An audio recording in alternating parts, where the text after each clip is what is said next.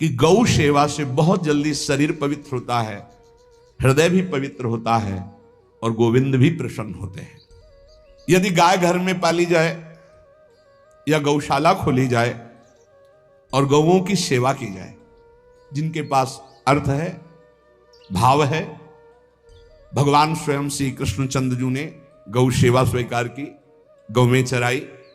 गौओं की परिक्रमा करने से, जैसे आप प्रभु के बिहारी जी के मंदिर की 4 परिक्रमा करें तो जो फल आपको मिलेगा, वही गाय की 4 परिक्रमा कर लें तो आपको प्राप्त हो जाएगा।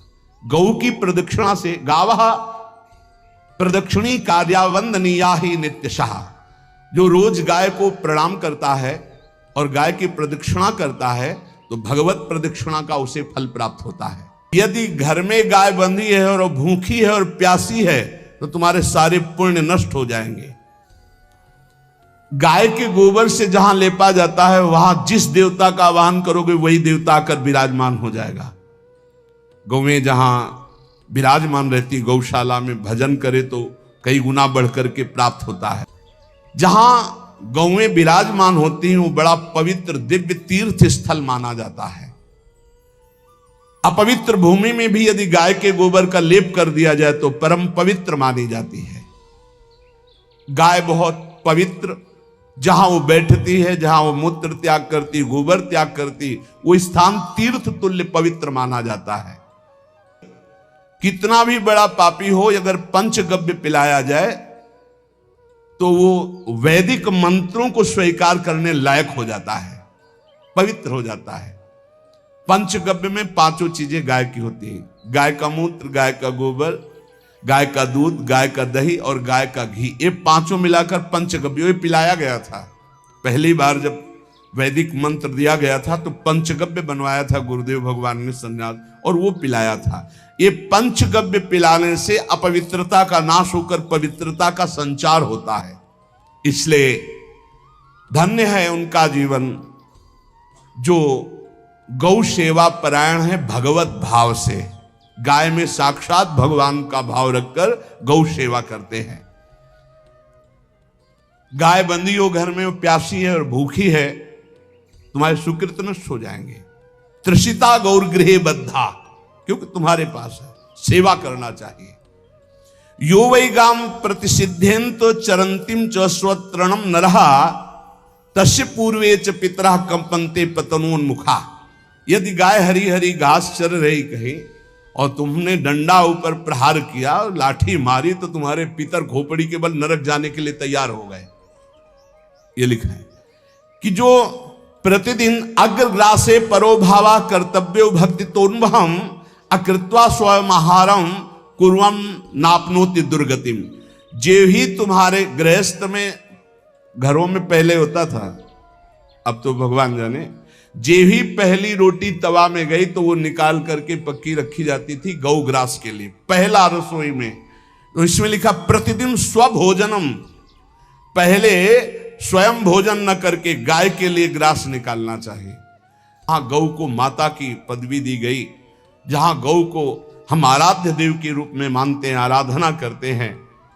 गौ रक्षा, गौ सेवा, ये बहुत बड़ा इसमें छुपा हुआ है। स्वयं भगवान अवतरित होकर गौ रक्षा, जब गाय के रूप में पृथ्वी रमाती तो भगवान का अवतार हुआ है। बड़ा विचित्र समय आता चला जा रहा है कि अब आधुनिक यंत्रों की ऐसी सेवाएं हो गई बड़ी बड़ी कि अब ना बैल की जरूरत है, और ऐसे दूध की महंगाई बन गई कि अब देसी गाय 2 लीटर 3 लीटर 4 लीटर, और ऐसी ऐसी कि 20-20 25-25 लीटर दे तो कौन देसी गाय को। गौओं का सेवा का भावना शास्त्र आज्ञा करता है। जो प्रतिदिन गौग्रास निकालता है, अर्पित करता है, तो उसको अग्निहोत्र करने का फल मिलता है, उसके पितरों को तृप्ति मिलती है और समस्त देवताओं के पूजन का फल मिल जाता है जो गौग्रास निकाल। जिनके पास अर्थव्यवस्था, जो गृहस्थ धर्म में है या जिनके पास अर्थ है, कुछ रोज 1 रुपया निकालो। हम कह रहे रोज निकालो तो महीने में 30 रुपया होते। 30 रुपया में एक गाय को हरी घास तो एक टाइम पवा ही सकते हो ना। बहुत नहीं है तो 1-1 रुपया निकाल के अगर एक गाय को चारा दोगे तो एक बार का भोजन तो हो ही सकता है। 30 रुपया में हरी घास जाकर के उसके दवा एक बार तो पवा दोगे ना। अग्रग्रासे परोभावा कर्तव्य भक्तितोन हम, भक्ति पूर्वक गाय को एक ग्रास भोजन में 1 रोटी तो निकालना चाहिए गाय के लिए, ऐसा शास्त्र आज्ञा कहता है। जो ऐसा करता है तो अकृत्वा स्वयमाहारम कुर्वन् नाप्नोति दुर्गतिम, अपने आहार से 1 रोटी निकालकर गाय को देता है और स्वयं 3 रोटी भले पाले 1 रोटी गाय को दे दी तो बोले उसकी दुर्गति नहीं होगी, अर्थात उसके अंदर भाव बढ़ता चला जाएगा, वो भगवान की भक्ति में होगी। जो सदैव गौ सेवा करता है, उसके डांस मच्छर हटाता है, स्नान कराता है, पीठ में हाथ फेरता है, उसके पूर्वज जो पितर होते हैं वो नाच पड़ते हैं, उनका मंगल होना शुरू हो जाता है कि हमारे वंश में गौ सेवक पैदा हुआ, बड़ा भाग्यवान है और वो गौ के द्वारा हमें तार देगा, ऐसा भाव। गौ सेवा हमारे सनातन धर्म में बहुत बड़ा स्थान गौ सेवा का। तो मूर्ख मनुष्य जैसे अब गाय दूध नहीं दे रही, मार डंडे डंडे मार रहे हैं, इंजेक्शन लगा रहे हैं, ऐसे वैसे कर रहे हैं, उसको ताड़ना दे रहे हैं। तो बोले जो मूढ़ बुद्धि मूर्ख मनुष्य यो वही ताड़ते यष्ट्याधेनुम मर्त्यो विमूढ़धि, वो गाय को लाठी से मारता है, डंडे से मारता है, हाथों से मारता है तो धर्मराजस्य नगरेशा याति करवर्जिता। धर्मराज जी पहले अपने नरक में ले जा करके उसके कहते थोड़े थोड़े तिल तिल करके पहले इसके हाथ काटो, मरना है नहीं वहां, अब आराम आराम से थोड़े थोड़े पहले हाथ वर्जिता है, इन्हीं हाथों से गाय को मारा था ना, तो ऐसे थोड़ा थोड़ा काटा जाता है उसके हाथ। गौ सेवा का धन सिर्फ गौ सेवा में ही लगना चाहिए। आप गौ सेवक है, दूध पान कीजिए, रोटी खा लीजिए, लेकिन गौ सेवा का अर्थ आप अपने वासनाओं की पूर्ति में, अपने मनोरंजन में या अपने मन के संकल्प भावना में नहीं पूरी कर सकते। गौ सेवा के लिए ही पूरी कीजिए। गौ के वास का निर्माण, गौ के भोजन की व्यवस्था, वो दूध दे ना दे, वो कैसी भी अवस्था में हो, उसकी सेवा परायणता, उसके लिए सेवक रखना, सेवकों को भी सुख प्रदान करना, लेकिन स्वयं कभी गौ के सेवा के लिए आए हुए धन का स्वयं के लिए भोग न करना और निरंतर भजन रखना, उसे परम पद की प्राप्ति हो जाएगी। जो गौ के शरीर को स्नान कराता है, गौ के शरीर को कीट आदि से, मच्छर आदि से रक्षा करता है और खूब अच्छा अच्छा पदार्थ गौ को, केवल दूध के लोभ से नहीं, ये हम गौ सेवा की बात कर रहे हैं, ये कि नहीं वहां 10 लीटर दूध देती तो हाथ फेरो, जब दूध नहीं देती है तो चारा भी ठीक से नहीं दे रहे और उसके ये स्वार्थी हो, गौ सेवा का बात नहीं। वो दूध का लोभी केवल व्यापार की बात करता है। गौ सेवा का तात्पर्य है गौ सेवा केवल, खूब बछड़े को पिला दिया प्रसाद रूप से, जो दूध मिला उसका अपने सेवन की, वो बात तो अलग है। अब बछड़े को तो जरा सा केवल पिन्हाने के लिए कर दिया और खूब सारा दूध लीटर में नाप करके जा रहा है और उस समय तक तो खवाओ पियाओगे ही खूब अच्छे से, उसके बाद जब दूध देना बंद किया तो उसका आदर सत्कार खत्म, खोल के बाहर ऐसे वो प्लास्टिक खाते घूम रही है, तो ये गौ सेवा नहीं मानी जाएगी, वो स्वार्थ पूर्ति मानी जाए। ज्ञान प्लवेनैव व्रजिनम संतरिष्यति, प्रकृति के कार्य शरीर और संसार के संबंध से ही पाप होते हैं।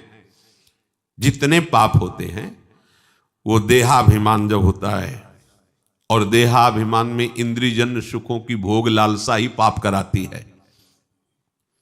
और जब संत संग होता है तो संत संग का प्रभाव होता है सर्व संबंध विच्छेद। ध्यान दीजिए, आप सरिस चाहे सबकी ना, संतों का स्वभाव और प्रभाव आप सरिस जैसे वो हैं वैसे बनाना चाहते हैं, या आप सरिस चाहे आपको भगवत स्वरूप बनाना चाहते हैं।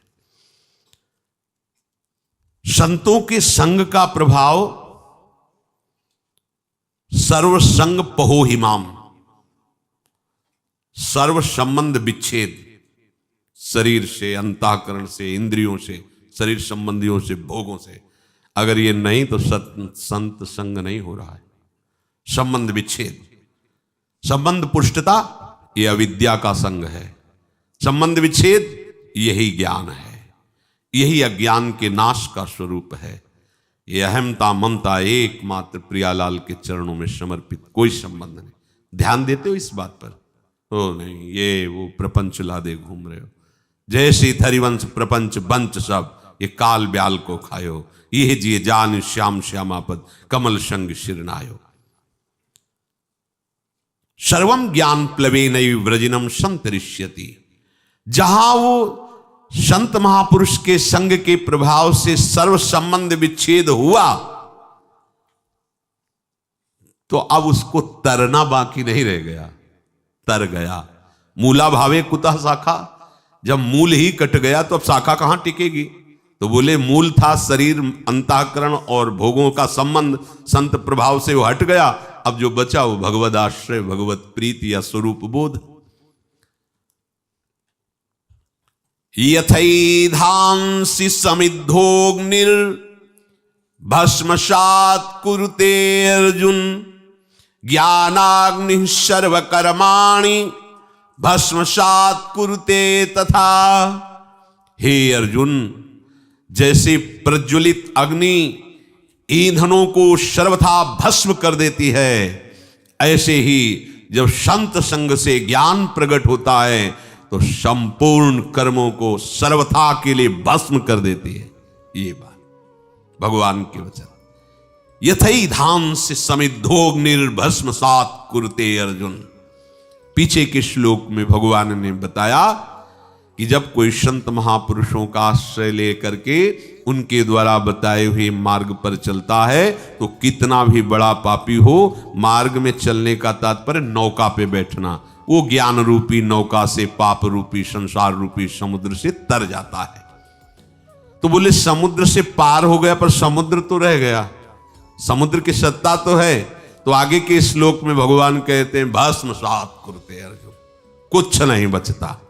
उदाहरण में कह रहे कि जैसे प्रज्वलित अग्नि के साथ संयोग करा दीजिए कुछ भी, वो सबको अपना स्वरूप प्रदान कर देगी। लोहा डाल दीजिए, सोना डाल दीजिए, बिष्ठा डाल दीजिए, चंदन डाल दीजिए, जो भी डालोगे वो अग्नि अपने ताप से उसे अपना में स्वरूप दे देगी। लोहा भी अग्निमय हो जाएगा, सब कुछ वो भस्म कर देगी, कुछ शेष नहीं रहेगा, किंचन मात्र शेष नहीं रहेगा। ज्ञानाग्नि सर्वकर्माणि भस्मसात् कुरुते तथा।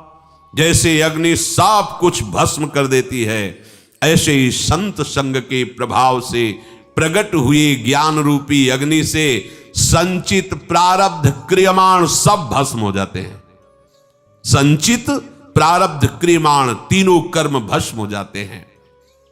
अग्नि में जैसे काष्ठ का अत्यंत अभाव हो जाता है, ऐसे ही संत संग से प्राप्त हुए ज्ञान से पूर्ण समस्त बंधनों का अभाव हो जाता है। सब बंधन भस्म हो गए, कोई बंधन नहीं, न कर्म बंधन, न शरीर बंधन, न भोग आसक्ति, न देह के संबंधियों का बंधन। तात्पर्य है